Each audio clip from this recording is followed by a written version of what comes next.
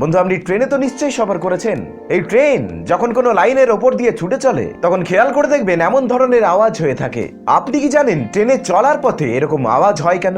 আপনি না জেনে থাকলে আমি আপনাকে বলে দিচ্ছি। আপনি হয়তো জেনে থাকবেন কিংবা নাও জেনে থাকতে পারেন, রেল লাইন কিন্তু পুরোপুরি ফ্ল্যাট হয় না।